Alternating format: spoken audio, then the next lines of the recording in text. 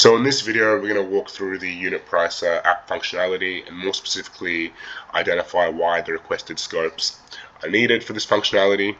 And in this case, we are only requesting the gmail.read-only scope.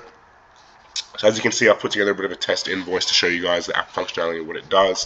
UnitPricer basically goes through the grant IDs that were made in the last video. Once a grant ID has been created, that grant ID and that user is now in the Nihilist system and its invoices will now be read.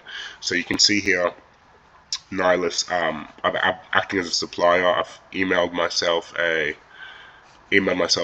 invoice to one of my users. Actually, one of my users have given me access here.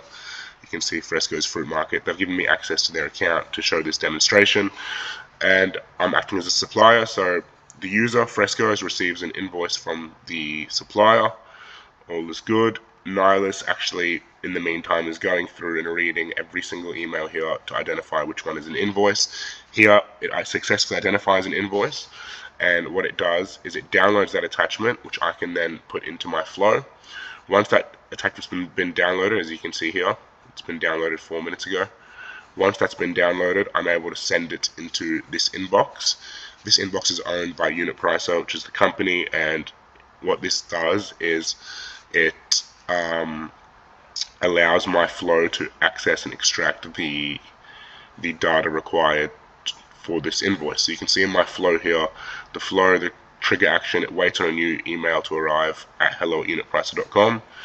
This is hello@unitpricer.com right here, and we can see a new email has arrived. The Nihilist has put it in a nice format for us. What they've done is told us it's a forward via Nihilist, given us the user, which this is extracted as the 0, 1, 2, as the third element in this string. So in as the third word in the string, this is the username. This is the user, so we know where to send the insights to. Here's the subject, which is test invoice for Google or auth approval, and the attachment name. Now this comes through from Nihilist scanning and reading this specific invoice, downloading the invoice, and then once the invoice is downloaded, I'm able to manually send it myself over to upload it into this inbox where the flow is connected to. So the reason I have to actually manually upload this is because the flow can only read the Power Automate flow over here reads specifically from this inbox here.